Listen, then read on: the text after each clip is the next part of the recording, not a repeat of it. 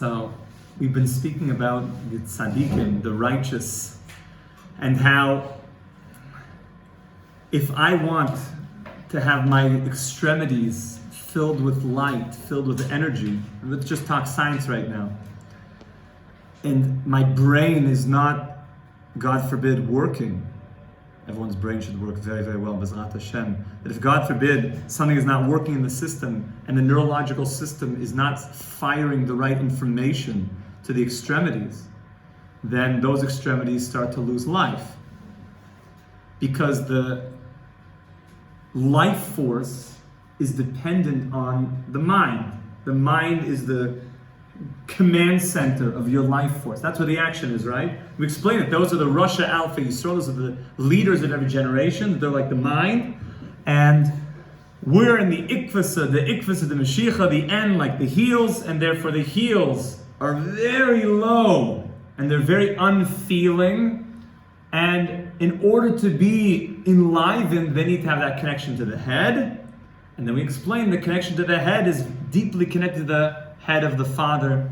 And in the analogy, that's the analogy, in the reality that was talking about this great soul, that we're the lower part, and the great leaders are like the mind of the Son, and then that's connected to the mind of the Father. Okay.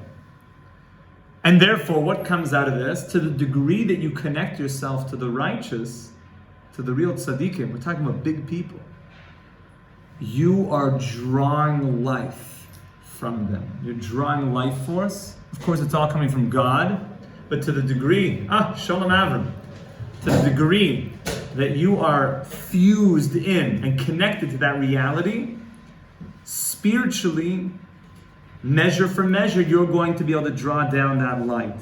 And that's why people who are really connected to, they always say, when you go into a perfume shop, even if you didn't put on any perfume, you come out perfumed. When you go to a tzaddik, when you go to a righteous person, I see this all the time.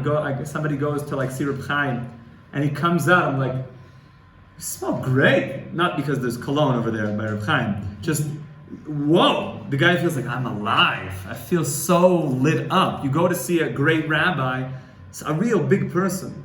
You go to the Rosh Yeshiva, you go to see Rav Berkowitz.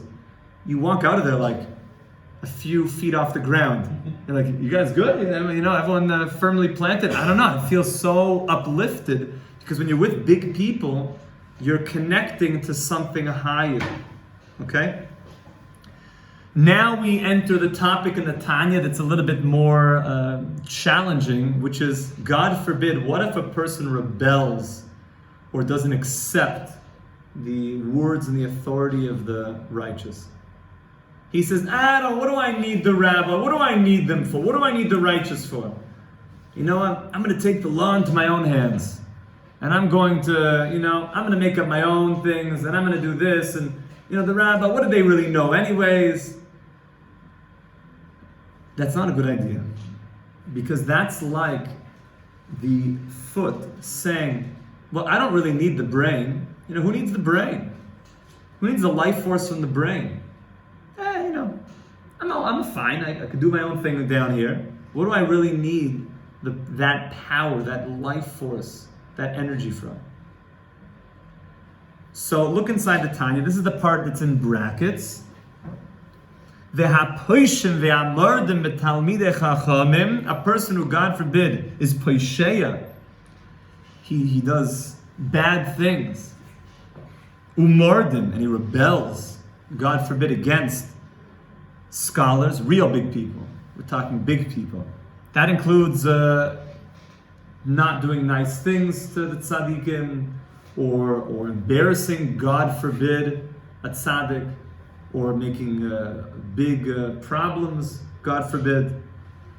So now the question is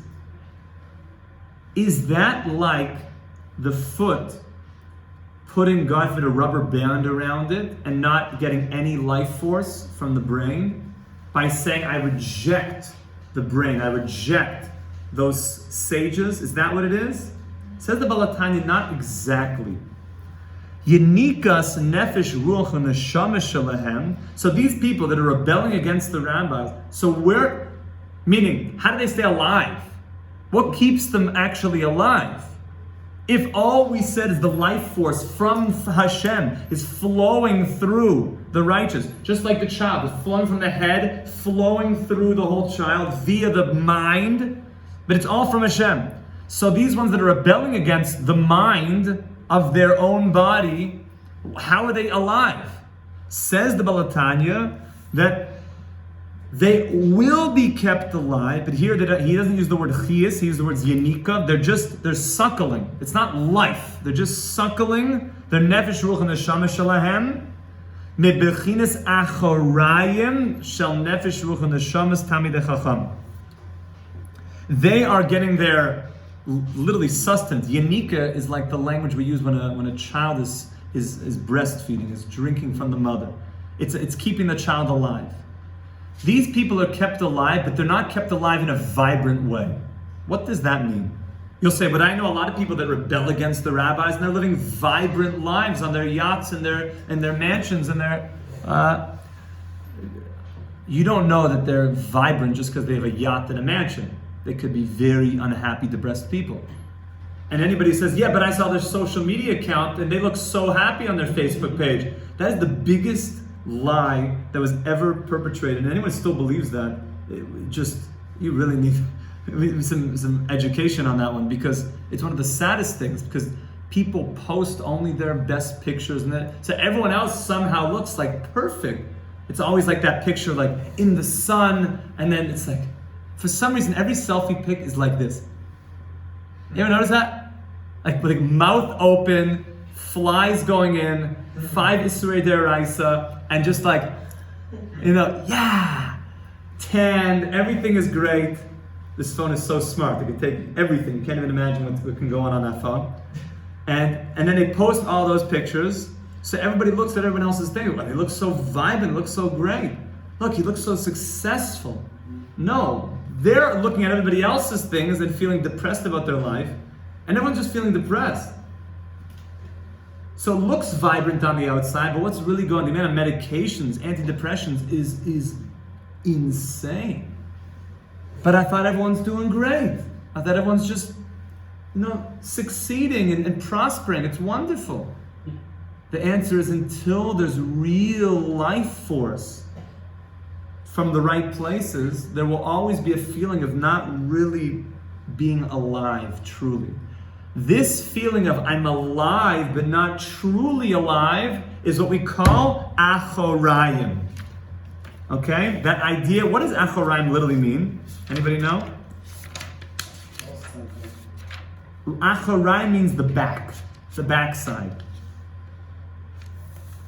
Turn to Perek Chaf Beis. Turn to chapter 22. Yeah? If it's comparing, meaning, is there any connection here, like understanding between like seeing the backside of this and like how we understand that Moshe saw like just the back of Hashem and like... Yeah, because the back, I'm going to do something right now that's going to seem really intense. Okay? You ready for this? This is going to seem really intense, and it's going to seem like weird, and you're going to be like perturbed by it. So just, how do you feel? I'm going to start talking to you like this. Okay, so the rest of the class is going to be, I'm actually going to have my back facing you. Does it feel pleasant to you right now that my back is facing you? No. Is it like getting more uncomfortable by the second? Yeah. Right? It's almost like, oh, stop that. That's just, I can't stand that. It's like upsetting, right? Why is that? Did I go any further from you? No. To the contrary, if I came right up to you and I turned my back, it would seem like, you make me uncomfortable. What is that? Look at the Balatanya. Go to Perek Chaf Beis, chapter 22. Just go quickly there. I want to read a line where he speaks about this more in detail. If you have it, you have it. It's page 54. It's page Chaf Zayin Amud Beis. He says here about 10 lines down, second word in V'perish achorayim. You have it there? Excellent. The meaning of achorayim is ka'adam, like a person hanoisen davar l'soinai, that he gives something to somebody he hates. Shaloi b'ritzoinai. He does not want to give it to him, but he gives it anyways. Shemash lichayloi klachar kaspai. He gives the thing to him and he throws it over his shoulder. Ki machzir panav mimenu, because he turned his face away from that person. Misin asay asay, because he despises him. Whoa. There are certain situations where somebody who is hated is kept alive for a certain reason. For example, you could have, God forbid, a murderer or a traitor to the state that is kept alive in his jail cell in order that he should come to trial. Now, when they go to feed him, how did they give him his food? Did they bring him his food? Oh, Mr. Pedophile, here you go, on a silver platter. And it's like, and they pull the thing out, it's steaming with a smile. Did they present the life to him in that pleasant way? What do? They come to him, and as they're walking, they throw him and just take it. You piece of filth. You nothing. They throw it. But did they give him food? Yeah. They gave him food. They gave him food. He's being sustained, but he's being sustained acharayim, from the backside. So why did Hashem present himself to Rabbeinu in that way? So that's only because he couldn't see anything more, or he would die. We're talking about Hashem. We did see Hashem face to face on Mount Sinai. Face is the opposite. When we talk about panim, what's the opposite of acharayim? The back is the panim. Panim is always light. Ki be'or panecha. Now, by the way, can you turn your back on somebody while you're still facing them? Of course you can. Yeah. Because when we talk about turning your back, we don't mean that you have to physically turn your back. That we obviously understand. When I turned around, it was just weird and disturbing. But you could be looking at somebody, but you've turned your back on them. You're not with them. You're, so to speak, you've turned away. You're there, but you're like, okay. By the way, what's the classic turning your back on somebody? Oh, how you doing? Oh.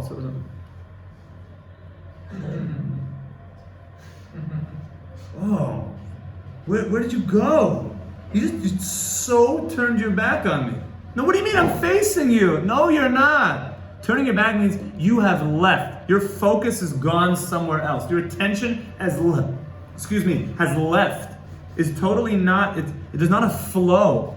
Where the opposite is when someone's facing you, there's love, there's blessing, there's excitement pouring off your face. When you see a husband, a chassan and kala, bride and groom, that are under the chuppah, they're so excited to get married. They're so googly-eyed about each other, they can't even pay attention to the fact the rabbi's like, we're about to make the blessing over the wedding. Just pay attention and say amen at the end. There couldn't be more face to face, to the extent that there's nothing else that exists. Nothing else that exists. That's called, when we talk about panim al panim, face to face. So now let's go back. What does it mean when a person really connects to the sages? It means Hashem is shining His light into his life in a way of face to face. In a way of, I'm shining your life. Which means you're going to have a life that's shining, a life that's vibrant, a shining life. I'm going to keep you alive in a vibrant, alive, happy, productive way. That takes time to develop that, but you start becoming a vibrant person because you are connecting to the face. Whereas God forbid a person who turns their back, not just doesn't mean physically only. That's the example we gave to help us understand a spiritual concept. When a person turns their back spiritually and pushes someone away, so Hashem, lo aleinu, says, I'm going to now turn my back on you I'm going to sustain you, but I'm going to throw your sustenance, your life force over the shoulder.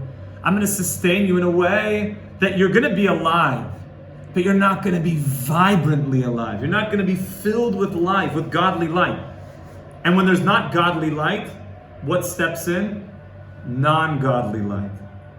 The light of which is really filled with darkness, of the dark side. That becomes the excitement. The person is filled with that. You ever notice when a guy's depressed? Depression is the biggest thing that pushes away godly light. All of a sudden the guy's depressed, he's like, I'm just gonna go to bed, and all of a sudden he's like, let me just check social media. He's up to 6 in the morning. Where'd you get all that energy from? You were so, I don't know, and what did you do those 6 hours, the whole night? It's like, I looked at the worst things. I should have never looked at those things. Because when the godly light is pushed away, so somebody else comes along and says, I've got candies for you. What did your parents always tell you, my friends? If a stranger offers you candies, do you take it? No. Right? When you're not vibrant with Hashem's light, and you're, so to speak, turning your back on it, then the other side comes along and says, I've got candies for you. Come, they're sweet. First one's free. Come along, let's have some. If anyone starts doing it, you run away, my friends. Where does it all start from? From turning your face to Hashem, saying, I want you. And part of that, like we're learning here, is a direct link to the sages. A direct link. That's where the flow is going to be coming down from. So in summary, a person who's connected to Hashem and he looks up and he respects the tzaddikim, so Hashem is going to shine His light and sustain that person through panim, through face-to-face, warmth, like that husband and wife that's under the chuppah, googly-eyed, so excited, warmth, like the way that a bride just serves her husband a beautiful supper. He can serve her also. It doesn't have to be one way. With light on their face, with so much excitement. I want you to enjoy this. Like the way that my grandmother, Alei Shalom, would watch me eat. And they're just like,